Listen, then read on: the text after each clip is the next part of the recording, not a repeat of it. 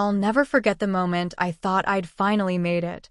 The conference room in our Chicago office gleamed under soft lights, bouncing off the polished walnut table. I stood there, 28 years old, heart racing in my carefully chosen blazer and skirt, an outfit I'd maxed out my credit card twice to afford. My voice was steady, though my palms were damp. That's why the June marketing strategy lifted our Q3 engagement by 42%. I clicked to the next slide, watching the room. 12 pairs of eyes locked on me, leaning forward. Sophia, our CEO, gave a nod. Not her usual half-distracted tilt of the head, but a real one, sharp and deliberate. I'd spent 3 sleepless weeks building that strategy. Every data point cross-checked, every objection anticipated. The Lincoln account, our biggest client, was secured because of it. My cheeks burned as Sophia's gaze held mine. Emily's insights were critical, she said, her voice carrying that effortless command that made everyone listen. She nailed the shift from outdated demographics to behavior-based targeting. Thank you, I managed, my voice calmer than I felt. I wanted to say more, to explain how I'd pored over consumer patterns until my eyes stung, but Sophia raised a hand, gentle but firm. No need for modesty, Emily. Her smile was warm, almost maternal, as she placed a hand on my shoulder. That touch felt like a crown. Sophia Carter, who'd climbed from marketing director to CEO in just 5 years, was a legend in our industry. Her tailored suits and sharp wit were as much a part of her as the power she wore like a second skin. I'd idolized her since my first day at the company, chasing her approval through every late night and revised draft. Now she was calling me her protégé, in front of everyone. The room buzzed as the meeting wrapped. Colleagues shot me congratulatory glances, some genuine, some tinged with envy. I barely noticed, still replaying Sophia's words in my head. As I gathered my notes, my phone vibrated a quick email from our VP, Claire, praising the presentation. I smiled, feeling the weight of the moment settle in. This was it, the breakthrough I dreamed of. Later, by the coffee machine, Sophia caught me off guard. Her navy blazer was somehow still crisp after 3 hours of meetings. Drinks tonight, she said, typing on her phone without looking up. We should celebrate your win. I blinked, caught between thrill and nerves. I'd love that, I said, trying to sound casual, not like I'd been waiting for this moment since I joined the firm. 8 p.m., Sky Lounge, she replied, her eyes flicking to mine. Wear something that makes you feel unstoppable. Her smile was rare, bright, softening the calculating edge she usually carried. Then she was gone, heels clicking down the hall. I spent the afternoon in a daze, answering emails from colleagues who suddenly knew my name. My inbox overflowed with great job and impressive work. I fought the urge to check the clock every 5 minutes, my mind already racing to what I'd wear, what I'd say. This was more than drinks. It was a door opening, a chance to sit at Sophia's table, to be seen as her equal. As I packed up, Rachel from the creative team stopped by my desk, leaning against it with her usual easy slouch. Big win today, she said, her tone warm but with a note I couldn't place. Sophia doesn't usually share the spotlight. I straightened a stack of papers that didn't need it. I worked hard for this, I said, keeping my voice light. I'm sure you did. Rachel paused, her eyes narrowing slightly. Just watch yourself, okay? I gave a half-smile, unsure what she meant. Watch for what? Success, she said with a shrug, then walked away, leaving me puzzled. I brushed it off. Rachel had been with the company longer than me, stuck in the same role while I climbed. Probably just jealousy, I told myself. Still, her words lingered, a faint shadow on the glow of the day. By 7:30, I was in an Uber, headed to Sky Lounge, wearing a sleek black dress I'd bought after my first bonus. The city lights blurred past, and I rehearsed clever things to say, imagining Sophia introducing me to some industry titan at her table. This was my moment. I wasn't going to let a vague warning ruin it. The rest of the day passed in a blur of adrenaline and anticipation. My inbox pinged with more congratulatory emails, each one a small spark fueling my excitement. I tried to focus on work, tweaking a client brief, but my mind kept drifting to Sophia's invitation. Drinks at Sky Lounge. Her words echoed, where something that makes you feel unstoppable. I wanted to live up to that, to step into the evening as someone worthy of her mentorship. By 5 p.m., I was rifling through my closet in my head, settling on a deep emerald dress I'd worn only once to a friend's wedding. It was bold, fitted, the kind of thing that turned heads. Perfect for Sky Lounge, a sleek rooftop bar in downtown Chicago where the city's elite sipped cocktails against a glittering skyline. I caught myself smiling in the elevator, imagining Sophia's approving nod when I walked in. As I stepped into the lobby, Rachel from Creative caught up with me, her sneakers scuffing the marble floor. She fell into step beside me, her casual vibe clashing with the polished suits around us. "So, Sky Lounge tonight, huh?" she said, her voice teasing but sharp at the edges. I glanced at her, surprised. "How do you know?" "Word travels." She smirked, but her eyes didn't match the grin. "Big win today, Emily." That Lincoln pitch was killer. But, Sophia doesn't usually share the spotlight like that. I adjusted my bag on my shoulder, brushing off the comment. "I worked my ass off for it," I said, keeping my tone light. 3 weeks of late nights. It paid off. "Oh, I bet it did." Rachel's voice dropped, her words careful, like she was choosing them one by one. "Just be careful, okay? Success comes with strings around here." I stopped walking, turning to face her. "What's that supposed to mean?" She hesitated, glancing at the security guard by the revolving doors. "Nothing specific. Just watch your back." She shrugged, her expression unreadable, then pushed through the doors into the chilly Chicago evening. I stood there, a little thrown. Rachel had been at the company longer than me, grinding away in the creative department while I'd climbed to senior strategist in 2 years. Her warning felt like sour grapes, the kind of thing people say when they're stuck and you're not. Still, it gnawed at me, a tiny splinter under my skin. I shook it off. Tonight wasn't about Rachel or her vague cautions. It was about Sophia, about proving I belonged at her table. By 7:30, I was in an Uber, the emerald dress hugging my frame, my hair swept into a low bun that felt sophisticated, powerful. The city lights streaked past, painting the windows in gold and blue. My phone buzzed, a text from Ava, my college roommate, and the one person who'd seen me through every late-night study session and entry-level hustle. "Got it, girl," her message read. "But don't forget who you are." I smiled, typing back a quick never. Ava was my anchor, always reminding me of the scrappy kid from the suburbs who'd clawed her way into this world. She'd been worried lately, saying I was changing too fast, losing myself in the corporate game. Maybe she had a point, but tonight wasn't the time for self-doubt. I slipped my phone into my clutch and leaned back, letting the anticipation build. Sky Lounge was everything I'd imagined. Perched atop a glassy tower in the Loop, it was all dark wood, amber lighting, and floor-to-ceiling windows framing Chicago's skyline. The crowd looked like they'd stepped out of a fashion show, tailored suits, designer dresses, the kind of effortless wealth that made my credit card whimper. I gave my name at the host's stand, half expecting a mix-up, but the hostess nodded. "Miss Carter's expecting you." Corner table. My heels clicked on the polished floor as I crossed the room, nerves tingling. Sophia sat alone, a martini in hand, her cream blazer catching the light like it was tailored to glow.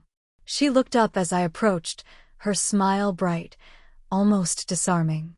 "Right on time," she said, raising her glass. "To your first of many wins."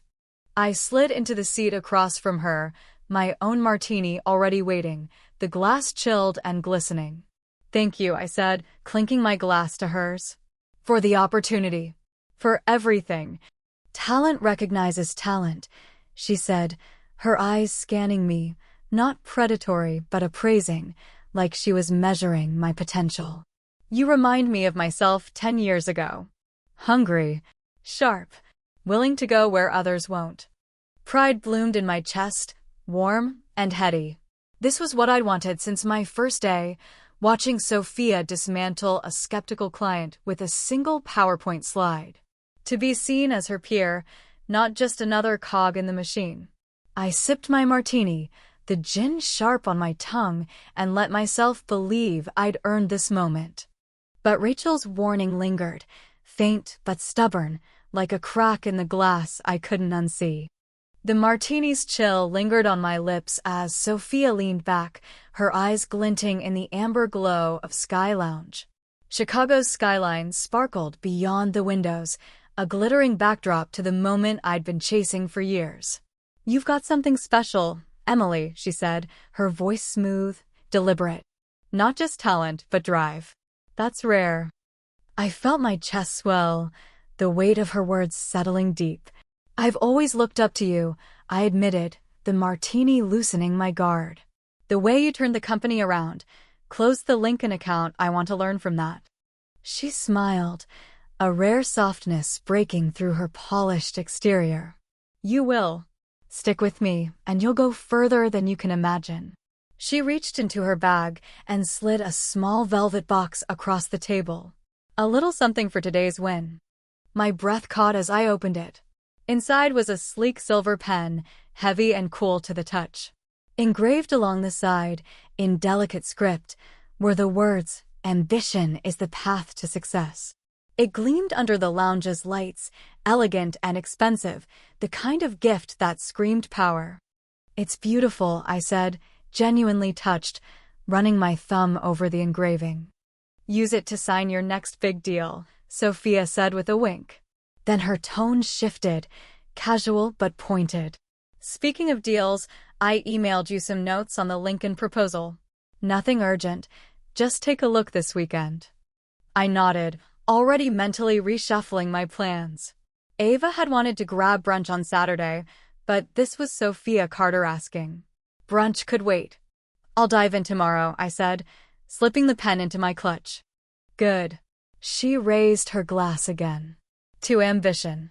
"To ambition," I echoed, clinking my glass to hers. The moment felt like a vow, a promise of the heights we'd climbed together. But as we sipped, Rachel's warning flickered in my mind, "Watch your back," like a distant siren I didn't want to hear. Back at my apartment, I was too wired to sleep.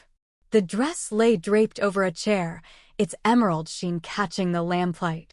I kicked off my heels and opened my laptop, Sophia's email at the top of my inbox. The subject read, "Lincoln Proposal Initial Thoughts." I clicked, expecting feedback or a task list. Instead, my stomach dropped. I wasn't the primary recipient. I was CC'd. The email was addressed to Claire, RVP. "Claire," it began, "as we discussed, I've developed a comprehensive strategy for the Lincoln expansion. Emily assisted with data collection, but the core vision and execution plan are mine. I've CC'd her to start preparing the supporting materials. This account could position us for a board seat." My hands went cold. The strategy she was claiming, the behavioral targeting, the market segmentation, was mine. I'd built it from scratch, spent weeks refining every detail. The presentation I'd given, the one that earned Sophia's nod and that silver pen, was just the start. Now the Lincoln proposal, my next big move, was being repackaged as hers. I scrolled down, my pulse racing. Attached was a schedule, my schedule, outlining tasks for the next month. My name was there, but only as implementation assistant. The silver pen felt heavier in my clutch now, not a gift, but a consolation prize, a shiny trinket for my silence. I reread the email, hoping I'd misunderstood. But the words didn't budge. They sat there, stark and cruel, stripping away the glow of the evening. My fingers hovered over the keyboard, itching to reply, to call her out. But what would I say? Accuse the CEO of stealing my work? Demand credit? The thought made my stomach churn. I closed the laptop and paced my tiny living room, the Chicago skyline mocking me through the window. The pen glinted on the coffee table, its engraving taunting me. Ambition is the path to success. Apparently, so was betrayal. I sank onto the couch, my dress twisting at my waist, makeup smudged from rubbing my eyes. The pride I'd felt at Sky Lounge was gone, replaced by a hollow ache. Sophia hadn't chosen me as her protege. She'd chosen me as her pawn. By 3 a.m., I was still awake, staring at the ceiling. My phone buzzed a text from Ava. "How was the big night?" "Spill." I typed a reply, then deleted it. How could I explain this? Ava would tell me to confront Sophia, to stand up for myself. But she didn't know this world, the delicate dance of office politics where one wrong step could end you. I thought of Rachel's warning again, her cryptic "watch your back." Had she seen this coming? Known Sophia's game? The splinter of doubt grew, digging deeper. I picked up the pen, turning it over in my hands. It was beautiful, yes, but it wasn't mine. Not really. It was a leash, a reminder of who held the power. Tomorrow, I decided, I'd go to the office early. I'd dig through the shared drive, find proof of my work, see how far Sophia's theft went. The thought steadied me, gave me purpose. I set the pen down and climbed into bed, the city's hum a faint pulse outside. Sleep didn't come, but resolve did. Sophia might think she'd won, but I wasn't done yet. Morning came too soon, the Chicago dawn gray and heavy through my apartment window. I hadn't slept, not really. My eyes burned from staring at Sophia's email, her words branded in my mind. Emily assisted with data collection. The silver pen sat on my kitchen counter, catching the light like a cruel joke. I showered, dressed in a sharp blazer and slacks, and headed to the office an hour early. Determination had replaced exhaustion. If Sophia was stealing my work, I needed proof. Now. The office was a ghost town at 7 a.m., just the hum of the air conditioner and the faint clack of a keyboard from some overzealous intern down the hall. I settled at my desk, the glow of my monitor the only light in the dim space. The shared drive was my first stop, our team's digital vault where every project, draft, and deck lived. I started with the Lincoln folder, my fingers trembling as I clicked through files. My original presentation was there, time-stamped from 3 weeks ago, my name in the metadata. But another version, saved 2 days later, listed Sophia as the author. My slides, my charts, my words, all repackaged under her name. I dug deeper, opening folders I hadn't touched in months. The Madison campaign from last quarter, the one that earned us a major client? My deck, complete with my handwritten notes, was buried in an archive, but a polished version with Sophia's name was front and center. The Clark proposal, which won us an industry award for innovation. My market analysis, copied word for word, now credited to her. Even the training program I'd built to curb intern turnover hours of my late nights had been renamed Sophia's Leadership Initiative. My stomach twisted, bowel rising. This wasn't a one-off. It was a system. Footsteps snapped me out of my spiral. I minimized the screen just as Rachel appeared in the conference room doorway, holding 2 steaming coffee cups. Her hoodie and jeans stood out against the corporate sheen of the office. "You're early," she said, her voice casual but her eyes sharp, scanning my face. "Just juggling some tasks," I said, forcing a smile as I adjusted my monitor. My heart was still racing, the evidence blazing in my mind. Rachel set a coffee beside me, her gaze lingering on my screen. "Looks like you're hunting for something." She leaned against the doorframe, her tone light but probing. I hesitated. Rachel and I were friendly, but office politics made trust a minefield. Still, her warning yesterday, "watch your back," felt less like jealousy now and more like a lifeline. I took a breath, clutching the coffee's warmth. "Can I ask you something weird?" My voice was low, barely above a whisper. "The Clark proposal last spring. Who do you think really wrote it?" Her eyebrows lifted, just a fraction. Sophia presented it to the board.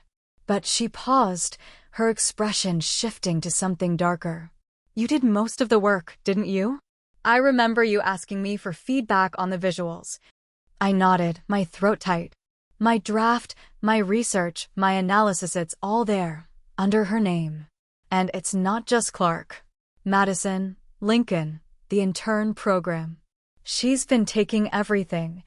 Saying it out loud made it real, the betrayal cutting deeper with every word. Rachel's jaw clenched, her easy slouch gone. Let me see, she said, stepping closer and shutting the door behind her.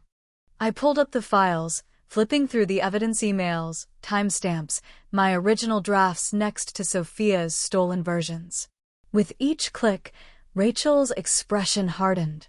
Finally, she leaned back, crossing her arms. This isn't new, Emily. 2 years ago, it was Lily from product development. Before her, some guy who quit after 6 months. Sophia finds talent, squeezes them dry, then cuts them loose when they start asking questions. I stared at her, the coffee turning cold in my hands. Why doesn't anyone stop her? Claire, the board, they must see it. Rachel's laugh was bitter, short. Claire thinks Sophia walks on water. The board sees result stocks up, clients are happy. Who's gonna believe a junior strategist over the CEO? I tried warning Lily. She confronted Sophia directly and got shipped to our Denver office. Operational needs, they called it. My phone buzzed, a calendar alert. Staff meeting, 30 minutes. Sophia presenting Lincoln's strategy. My strategy. The thought of sitting there, watching her claim my work again, made my skin crawl. I can't let her do this with Lincoln, I said, my voice fierce, more to myself than Rachel. Months of research, my idea, she doesn't get to steal it. Rachel's eyes softened, but her tone was firm. What are you gonna do? Stand up in the meeting and call her a thief? You need to be smarter than that, Emily. Proof, allies, a plan. Otherwise, you're just another Lily. She was right. Direct confrontation would torch my career. I needed time, evidence, something undeniable. I need to buy time, I said, my mind racing. The meeting was about to start, and I could already picture Sophia at the front, her polished smile as she passed out my work with her name on it. The conference room filled quickly, the air thick with the usual pre-meeting chatter. Sophia stood at the head, organizing her materials, her white blouse crisp against a navy skirt. She caught my eye and smiled, that mentor's smile that once felt like a gift. Now it felt like a trap. Emily, perfect timing, she called, her voice warm. Can you hand these out before we start? She held out a stack of presentation binders, me Lincoln's strategy, her name bold on the cover. Our fingers brushed as I took them, and I fought the urge to recoil. Actually, I said, my heart pounding so loud I was sure she'd hear it, I'm not feeling well. Maybe something from last night. I think I need to head home. I pressed a hand to my stomach, selling the lie. Sophia's smile faltered, a flicker of something suspicion, crossing her face. Oh no. Something from Sky Lounge. Her concern was perfect, practiced. Probably nothing, I said, matching her tone. I just don't want to miss this, but health first, right? Of course. She turned to the room. Can someone make sure Emily gets home okay? Rachel stepped forward, her expression neutral. I've got her. Sophia's nod was cold, her eyes lingering on us as Rachel led me out. In the elevator, I felt her gaze on my back, sharp and calculating. Rachel whispered, you know she's presenting your strategy as hers right now, don't you? By tomorrow, it'll be the company's official plan. I know, I said, gripping a stolen binder tight. But now I have time to fight back. The doors slid open, and I stepped out, a spark of resolve cutting through the fog of betrayal. Sophia might think she held all the cards, but I was just getting started. The elevator doors closed, sealing Rachel and me in a quiet hum. My hand gripped the stolen binder, its edges biting into my palm. Sophia's smile, that calculated warmth, lingered in my mind like a bad dream. I glanced at Rachel, her face set in a grim line. Thanks for backing me up, I said, my voice low, the weight of what I'd just done settling in. She shrugged, her hoodie shifting as she leaned against the wall. You looked like you were about to bolt or puke. Figured you needed an out. Her eyes flicked to the binder. What's your next move, Emily? You can't just fake food poisoning forever. I exhaled, the air shaky. I need proof. Hard evidence that Lincoln's mine, that she's been stealing my work. And I need to figure out how deep this goes. The elevator dinged, opening to the lobby. The Chicago morning buzzed outside, oblivious to the storm inside me. Rachel walked me to the parking lot, both of us keeping up the sickly act until we were clear of the building's cameras. She stopped by her car, crossing her arms. You're playing with fire. Sophia's not just some boss. She's a machine, chews up talent and spits out careers. You need more than a binder. I know, I said, clutching the papers tighter. But I'm not letting her take this. Not Lincoln, not anything. My voice cracked, anger bubbling up. I built that strategy from nothing. She doesn't get to claim it. Rachel's expression softened, just a fraction. Okay, but you need a plan, not just rage. Start with the shared drive, check the metadata, timestamps, anything that ties the work to you. And don't do it alone. Find allies. People like me, who've seen her game. I nodded, her words grounding me. Will you help? Just keep an eye out. Let me know if you hear anything. She hesitated, then gave a curt nod. I can do that. But I've got bills, Emily. I'm not risking my job. I wouldn't ask you to, I said quickly. Just ears open, that's all. Relief flickered in her eyes, her shoulders loosening. Deal. Go home, get your head straight. I'll text if anything comes up. She climbed into her car, leaving me alone with the binder and a fire I couldn't douse.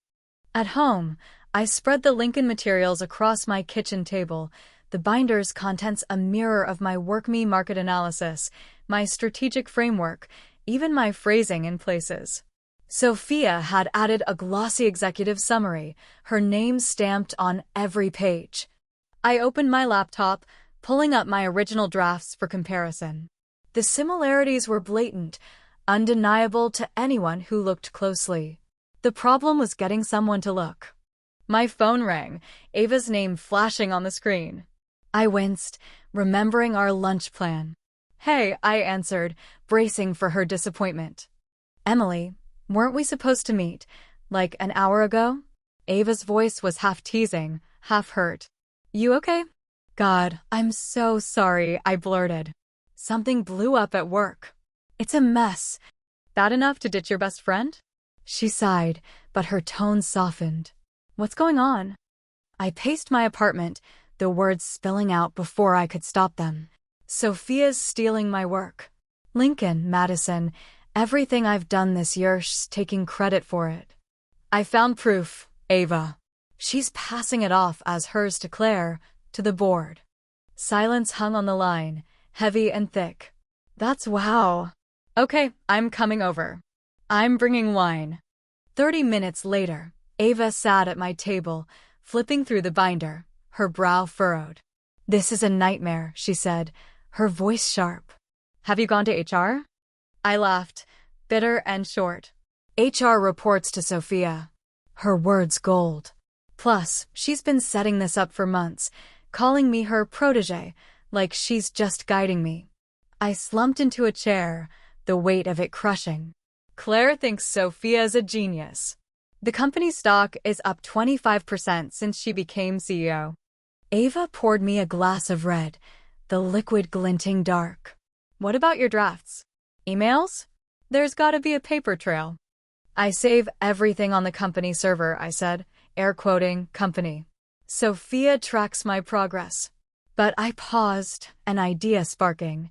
I might have early drafts on my old laptop from before I got the company one. I dug the ancient machine out of a closet, its fan whirring like a dying engine. It took forever to boot, but there they were, notes, outlines, early versions of Lincoln, Madison, even Clark. All time-stamped months before Sophia's versions, metadata intact. Ava's eyes lit up. This is solid. But she hesitated, setting her glass down. Couldn't she just say you were working under her direction? Like, preliminary stuff? My stomach sank. She was right. The drafts were a start, but not enough to nail Sophia. I needed something ironclad, something that proved she knew she was stealing. I need her emails, I said, the idea taking shape as I spoke.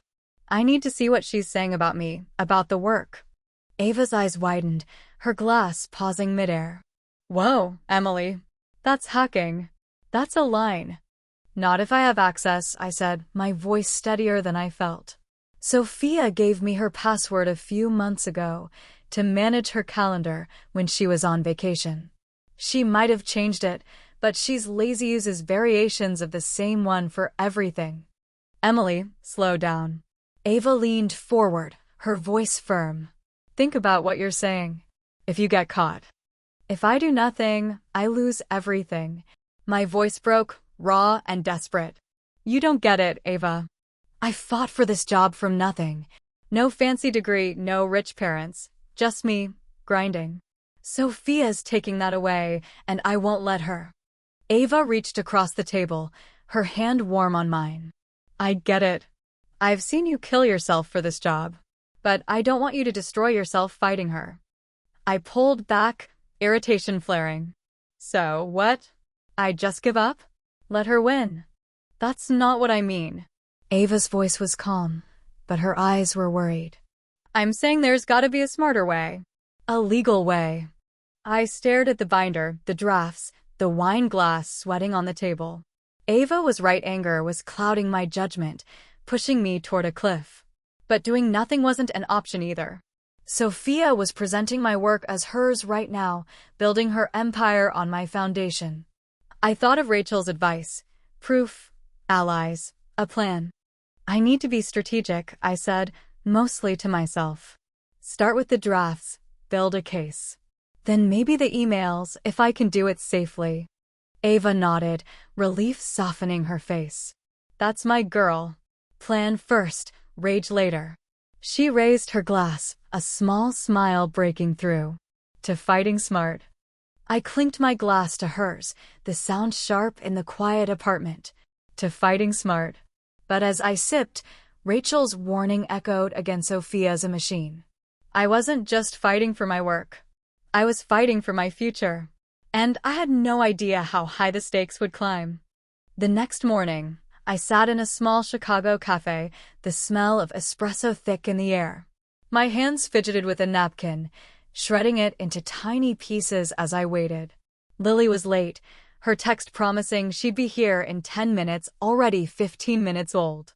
I'd reached out to her last night, a risky move, but Rachel's story about her transfer to Denver had stuck with me. If anyone knew Sophia's game, it was Lily. The door chimed, and there she was, striding in with tense shoulders and a brisk walk. Her dark hair was pulled back, her face all business in a tailored coat. She spotted me, ordered a black coffee, and slid into the seat across from me, her eyes scanning the room like she expected trouble. I can't stay long, she said, not meeting my gaze. Thanks for coming, I said, keeping my voice steady despite the nerves twisting my gut. I wanted to ask about managing cross-department projects. You know, for Lincoln. It was a weak cover and we both knew it. Lily's smile was thin, forced. Cut the crap, Emily. Rachel already told me what you're really after. Her bluntness hit like a slap, her eyes finally locking on mine. I blinked, caught off guard. She shouldn't have. No, she should. Lily leaned forward, her voice low, urgent. I wish someone had warned me about Sophia before she tanked my career. She sipped her coffee, her fingers tight around the mug. What do you want to know? I hesitated, glancing at the barista wiping down counters, the only other soul in earshot. Everything, I said softly. What she did to you. How she works. I'm finding things. My work, my ideas, under her name. Lily's expression didn't change, but her eyes darkened, like she was reliving something ugly. For the next 20 minutes, she laid it out, her voice flat, drained of the anger she must have felt years ago. Sophia had mentored her, Too public praise, late-night strategy sessions, promises of promotions. Then Lily's ideas started showing up in board meetings, credited to Sophia. When Lily called her out, Sophia turned cold. She told Claire I was unstable, Lily said.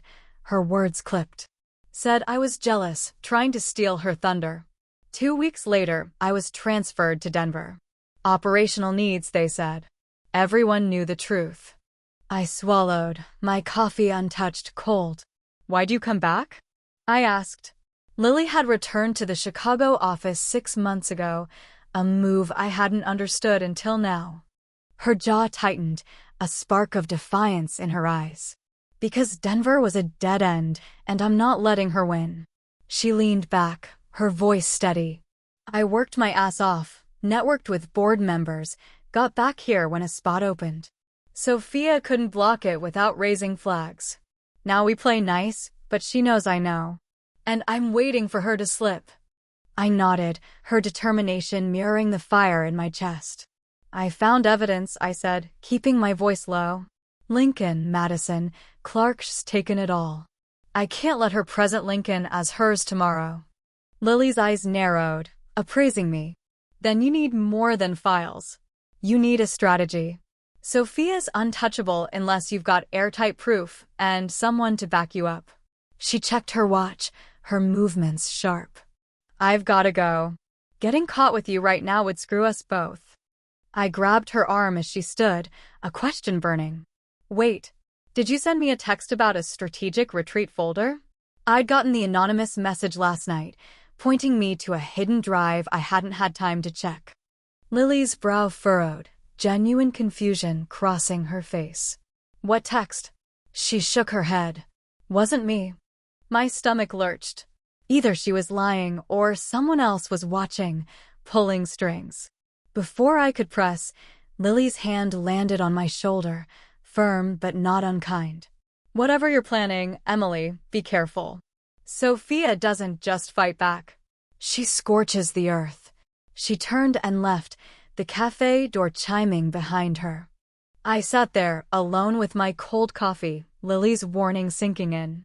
Sophia wasn't just a thief, she was a predator, and I was in her sights. The anonymous text gnawed at me. Who else knew? Who was helping, or maybe setting me up? I paid for my coffee and stepped into the crisp Chicago air, my mind spinning. Back at my apartment, I opened my laptop, the mysterious text still unanswered. The strategic retreat folder was real, buried deep in the shared drive, but I didn't dare access it from home, too traceable. Instead, I pulled up my Lincoln drafts, cross-referencing them with Sophia's stolen versions. The evidence was growing, but Lily was right. It wasn't enough. I needed something that screamed intent, something Sophia couldn't spin. My phone buzzed. Ava, checking in. You okay after last night? I typed back a quick yeah, just strategizing, but my fingers hovered over the screen. I wanted to tell her about Lily, the text, the folder, but Ava was already worried I was in too deep. She'd tell me to slow down, to play it safe. I couldn't afford safe. Not now. I thought of Rachel, her cautious alliance, and Lily, her scars still fresh. They'd both been burned by Sophia, but they were still here, still fighting in their own ways. That gave me hope, fragile but real. I closed my laptop and stood, pacing the small space of my living room. The silver pen sat on the counter, its engraving mocking me, "Ambition is the path to success." Sophia thought she'd bought my loyalty with it. She was wrong. Tomorrow, I'd go back to the office, check that folder, and keep building my case. Lily's warning echoed scorches the earth, but I wasn't backing down. Sophia had taught me ambition, but she'd forgotten something. Ambition cuts both ways. I wasn't just her protege anymore. I was her reckoning. The office was a shadow of itself at 6:30 a.m., the Chicago skyline barely visible through the pre-dawn haze. I'd barely slept, Lily's warning scorches the earth looping in my head like a bad song. My desk felt like a battle station, the glow of my monitor casting sharp angles across the binders and notes I'd hauled from home. The anonymous text about the strategic retreat folder burned in my mind, but I pushed it aside. First, I needed to dig deeper into Sophia's tracks. I was combing through the shared drive, cross-referencing my Lincoln drafts, when a shadow fell across my screen. I nearly jumped, my heart slamming against my ribs. Claire, the VP, stood behind me, her expression unreadable, her tailored coat still dusted with morning chill. "Early start, Emily," she said, her voice smooth but pointed. "What's got you so focused?" I fumbled, minimizing the window, my mouth dry. "Just reviewing old strategies. For the Miller account." The lie sounded flimsy, even to me. Trying to understand the company's growth patterns. Claire's eyebrows lifted, her gaze flicking to the screen. "From 2-year-old board decks?" She studied me for a long moment, her silence heavier than words. "My office now." She turned and walked away, leaving no room for argument. My hands shook as I gathered my notes, the weight of her stare lingering. Had Sophia tipped her off? Was this the start of my own Denver transfer? Claire's corner office was all glass and steel, the city waking up beyond the windows. She motioned for me to sit, but she stayed standing, her back to the skyline. "Sophia says you're one of our brightest," she began, her tone neutral. "Says you've made major contributions to Lincoln, Madison, even Clark." Contributions. The word slipped out, bitter and sharp. I couldn't stop it. She turned, her eyes narrowing. "You don't agree?" This was it, the moment to fold or fight. Fear clawed at my throat. Claire could end my career with a single email, but silence meant surrender. "I didn't just contribute," I said, my voice trembling but clear. "I created the Lincoln strategy. The Madison campaign, the Clark metrics, those are mine. Sophia's been taking credit since I joined her team." I braced for dismissal, maybe anger. Instead, Claire sighed, sinking into her chair. "This again," she said softly, almost to herself. My breath caught. "I've had concerns about Sophia's methods for a while," she continued, her eyes meeting mine. "She delivers results, so complaints get dismissed as office politics. But if you're saying what I think you are, I need proof. Hard proof, Emily." Hope flickered, fragile and sharp. "I'm gathering it," I said cautiously, my mind racing. Was this a trap? A test to see if I'd turn on Sophia? "Why tell me this?" I asked, unable to stop myself. Claire leaned forward, her voice low. "I built this company from a startup in a basement. I won't let it rot from the inside. But if you're wrong or can't prove it, I can't shield you." Her words hung between us, a warning and a promise. I left her office, my pulse still pounding. My phone buzzed as I reached my desk, an unknown number flashing. "Claire's not your friend. She's tied to Sophia. Be careful. Check Sophia's calendar, March 15th. Then SEC filings same day." My stomach lurched. Another anonymous tip. Lily had denied sending the first, so who was this? And why March 15th? I sat, my fingers hovering over the keyboard. Executive calendars were visible for scheduling, but private meeting details were locked. I pulled up Sophia's.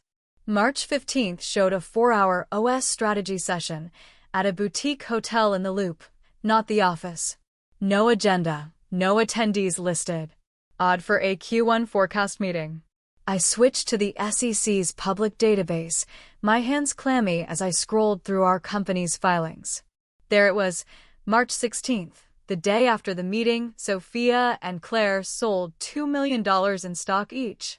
A week later, we announced week quarterly earnings, and the stock tanked 20%. The timing wasn't coincidence. It was deliberate, maybe illegal. Insider trading. My heart raced, the pieces clicking together. Sophia wasn't just stealing my work, she was playing a bigger game, and Claire might be in on it. But why was Claire listening to me? Was she covering her tracks, or genuinely unaware?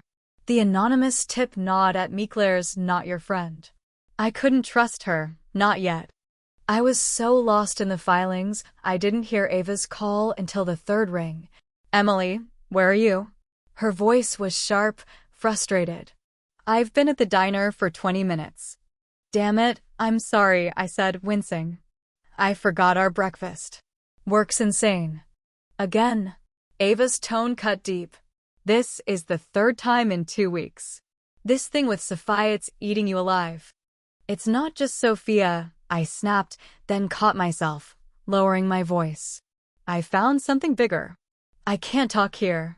The office felt like a maze of listening ears, every cubicle a potential spy. I'll come over tonight, explain everything. Don't bother, Ava said, her voice flat. I'm meeting friends who actually show up. The call ended, leaving a hollow ache in my chest. Ava had been my rock since college, but now she was slipping away, and I couldn't blame her. I was slipping, too, consumed by this fight. But I was too close to stop now. Sophia's calendar, the stock sales, the anonymous tips, they were leading somewhere. I just had to follow the trail, no matter who I lost along the way. The weekend was a haze of sleepless nights and endless evidence sorting. By Monday, my apartment looked like a war room, binders, printouts, and sticky notes mapping Sophia's thefts. The SEC filings from March 15th haunted me, the $2 million stock sales a dark thread I couldn't untangle. Ava's silence stung, but I pushed it down. I had a plan, and Rachel was in. Tonight, at Prime Steakhouse, we'd make our move. The office buzzed with its usual Monday hum, but every glance felt like a spotlight. Sophia was in meetings all day, her absence a small mercy. I spent the morning rehearsing keywords for Sophia's email search, how fast I could scan her inbox. Rachel's role was simple but risky, trigger a system crash to pull Sophia away. My stomach churned at the thought of her computer, the answers it held. Insider trading, stolen work, maybe more. At 6:30, I stepped into Prime Steakhouse, the kind of place where Chicago's power players sealed deals over $200 ribeyes. Sophia was already there, a martini in hand, her corner table commanding the room. A power move, classic Sophia. Emily, she said, standing slightly, her smile warm but her eyes sharp. You look stunning. Thanks, I said, smoothing my navy dress, chosen for confidence, not beauty. I was armor tonight, not ornament. We ordered drinks, gin for me, another martini for her, and made small talk. The weather, the restaurant's wine list, a client's latest tantrum. I nodded, smiled, checked my phone under the table. Rachel's text was due any minute. So, Sophia said, leaning forward, her voice dropping to that mentor's tone I'd once craved. Your future. Senior management's just the start. I see you as director in 2 years, VP in 5. Her words painted my dream career, the one I'd bled for. But now, they felt like bait, a gilded cage built on my stolen work. That's generous, I said, my tone measured. But I'm curious what stood out about my Lincoln work. A flicker crossed her face, gone in an instant. Your analytics, she said smoothly. Spotting behavioral trends our competitors missed. Brilliant. She sipped her martini, her eyes locked on mine. Though, I built on your research from February, before you joined the project. Teamwork, Emily. That's how we win. Her lie was seamless, but it cut deep. Before I could push, her phone rang. She glanced at it, her brow furrowing. What? No, that's impossible. Her voice sharpened, all warmth gone. I'm coming now. She hung up, tossing cash on the table. Systems down. Lincoln presentations corrupted, and we need it for tomorrow. Dinner's off. We'll talk Monday. She was gone in a whirl of perfume and purpose, leaving me alone with my racing heart. Rachel had done it. I waited 5 minutes, then hailed a cab back to the office. The security guard waved me through. Late nights were common, and my face was familiar. The executive floor was quiet, save for muffled voices from the IT room. Sophia's office door was unlocked, a careless mistake in her rush. I slipped inside, my pulse so loud I swore it echoed. Her computer was on, the screensaver swirling. I moved the mouse, and the desktop app read no password prompt. Another stroke of luck. I opened her email, my fingers trembling as I typed March 15th.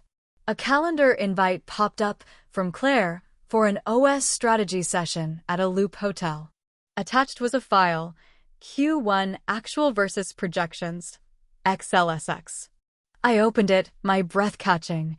2 sets of numbers, public forecasts for investors, and internal ones, far bleaker. They'd known the earnings would tank weeks before the announcement. They sold their stock on that knowledge. Textbook insider trading. I forwarded the email to my personal account, then searched my name. Dozens of hits. The latest from yesterday was to Claire. Emily's too close to Lincoln. The promotion will keep her loyal, focused. If not, we restructure, move her out. She's smart, but replaceable. My hands shook as I forwarded it, betrayal burning hot. Footsteps approached. I closed everything, ducking behind the door, holding my breath. The door opened, and Lily stepped in, her eyes sweeping the room before landing on me.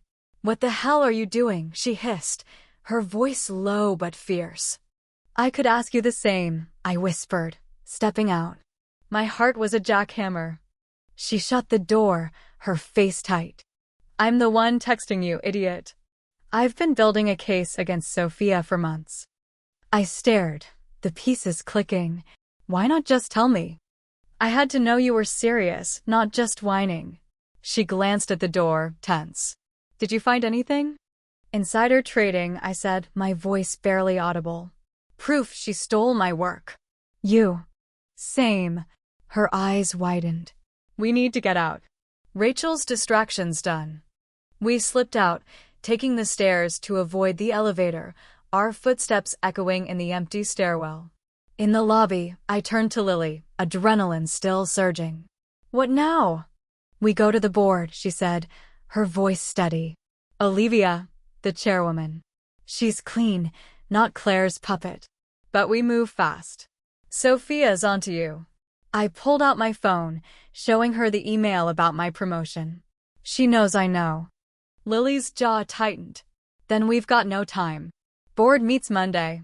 We present then, or we shut up forever." We parted ways outside, the Chicago night biting at my skin. My phone buzzed. "Sophia. System fixed. Odd you left dinner without paying. Otter still security saw you enter 10 minutes after me. My office, 8 a.m. Monday. Explain yourself." Ice ran down my spine. She knew. The showdown wasn't coming, it was here. I stared at the message, the city's pulse loud around me. Monday wasn't just a meeting. It was a battlefield, and Sophia was already choosing her weapons. Back home, I spread the evidence across my table, the insider trading email glaring from my laptop. Lily's words echoed. Olivia, the chairwoman. She was my shot, but Sophia's text meant I had to be perfect. One misstep, and I'd lose everything. I thought of Ava, her silence a wound I couldn't heal yet. I was alone, but not helpless. Sophia had taught me ambition, but she'd underestimated my fight. I closed my laptop, the silver pen glinting on the counter. Tomorrow, I'd face her. And I'd be ready. Monday morning broke over Chicago, the skyline sharp against a cold, clear sky. I'd barely slept, my apartment a maze of evidence printouts, emails, timelines of Sophia's thefts. Her text from Friday night, my office, 8 a.m. Monday. Explain yourself sat like a stone in my gut. Ava had come over last night, her presence a quiet anchor. "You're not alone," she'd said, her voice steady. "Whatever happens, I'm here." Her words carried me as I dressed in a charcoal suit, hair pulled tight, face fierce. Today wasn't about looking soft. It was about looking unbreakable. I reached the office at 7:30, the silence heavy, desks empty under pale morning light. I set up in the boardroom, connecting my laptop to the projector, testing every slide. My evidence was airtight. Lincoln, Madison, Clark, the insider trading from March 15th. Lily and Rachel would back me, their own proof ready. At 7:55, I walked to Sophia's office, clutching my folder, heart hammering. Through the glass wall, she sat at her desk, pristine in a cream blazer, reviewing papers like she owned the world. I knocked once, then entered without waiting. "Right on time," Sophia said, not looking up, her voice smooth as silk. "Close the door. No point in games." "I know what you've been doing," I said, my voice steady despite the adrenaline. "Stealing my work. Lincoln, Madison, Clark all mine. And the stock sales with Claire, March 15th. Insider trading." Sophia leaned back, her eyes meeting mine, not with shock but curiosity, like I was a puzzle to solve. "Bold claims, Emily." Her smile was faint, mocking. "Evidence?" I set the folder on her desk, my hand firm on it.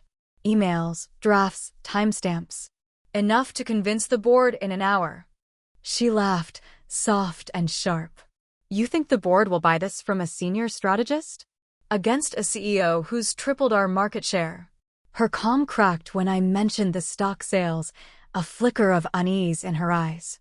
"You're making a mistake," she said, her voice low, dangerous.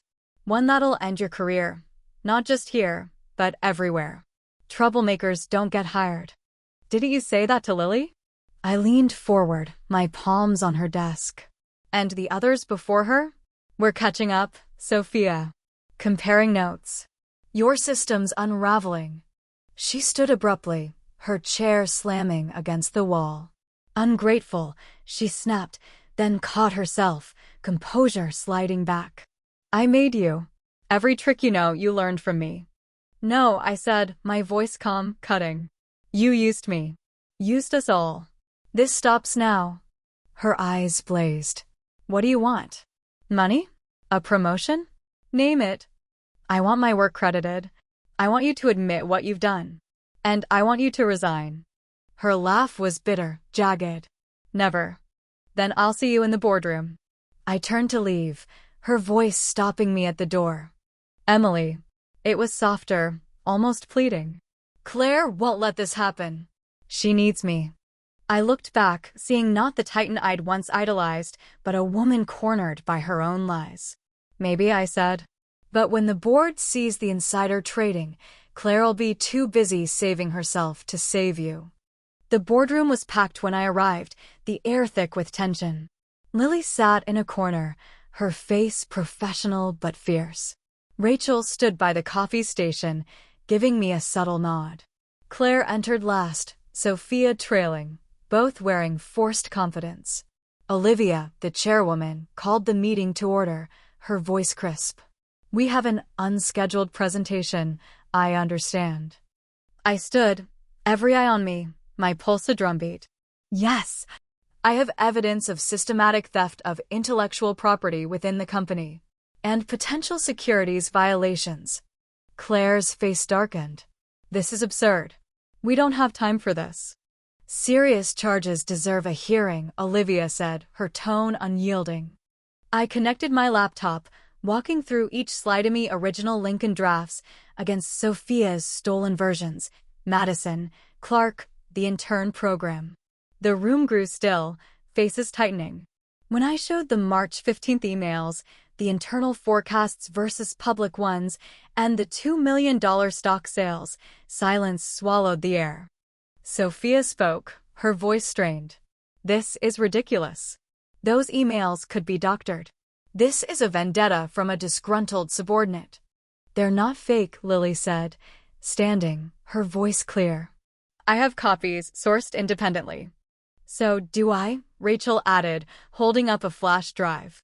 "Different access, same evidence." Sophia's face froze, her eyes darting to Claire, expecting rescue. But Claire stared at the screen, her face pale, her hands clasped tight. Olivia broke the silence. "We'll continue this without Ms. Carter and Ms. Thompson.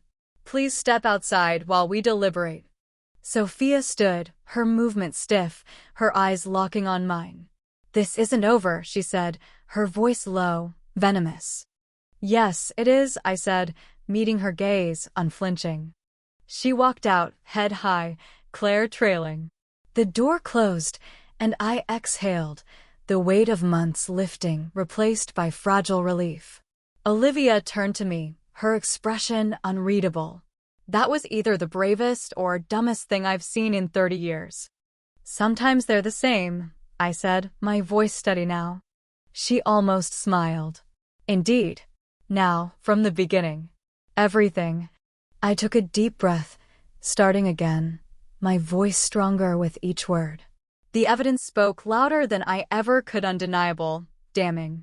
The boardroom felt less like a cage now, more like a stage. I wasn't just fighting for myself anymore. I was fighting for Lily, Rachel, everyone Sophia had crushed. And, for the first time, I felt free. The board meeting stretched 3 hours, each minute a test of nerve. My voice wavered under relentless questions, but the evidence held: emails, drafts, the damning stock sales from March 15th. When I finally stepped out, the Chicago office was alive with whispers. Sophia and Claire had been escorted out by security, their desks to be boxed up and shipped later. The official line was an ethics investigation, but the truth raced through the rumor mill like wildfire. Lily caught me by the elevator, her face lit with a rare smile. Olivia wants you tomorrow morning. Just you. What about you and Rachel? I asked, my throat tight from exhaustion. We've already met. Her grin widened, genuine and warm. You're gonna like what's coming. I should have felt triumphant, but I was drained. The anger that had fueled me for weeks burned to ash.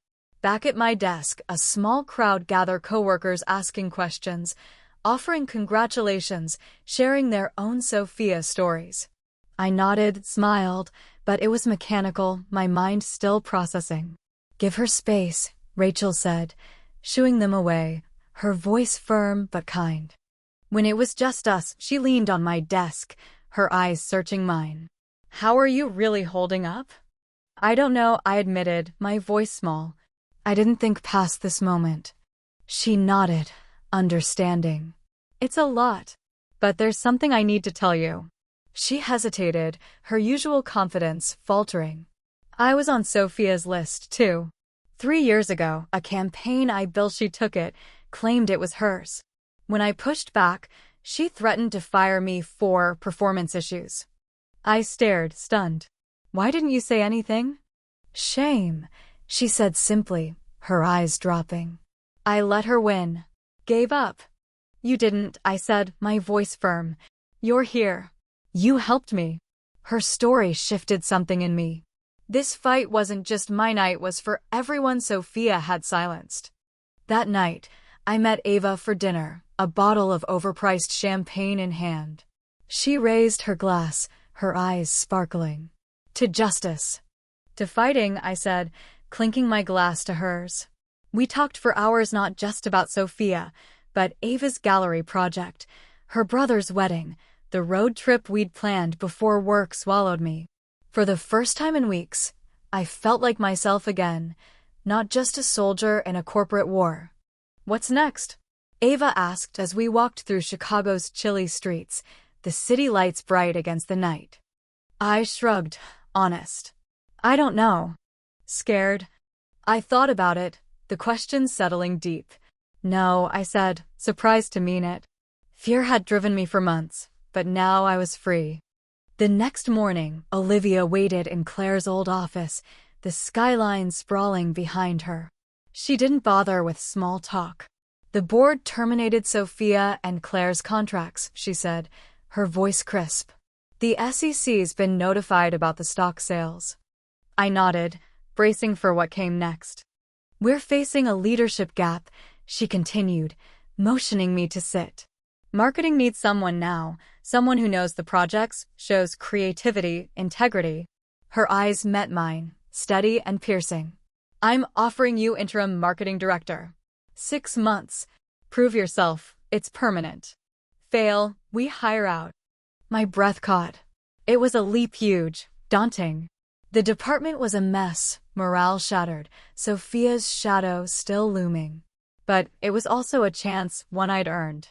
I have conditions, I said, my voice clear, surprising even me. Olivia's eyebrow arched. I'm listening. First, move Lily back to her original team, promote her to lead. Second, audit all projects from the last 2 years, credit the real creators. Third, I took a breath. I want a voice in shaping the company's ethics policies moving forward. I expected pushback, maybe a revoked offer. Instead, Olivia's lips twitched, a hint of approval. Done. Done. And done. She slid a contract across the desk. Anything else? Yes. I report to you, not Claire's replacement. In writing.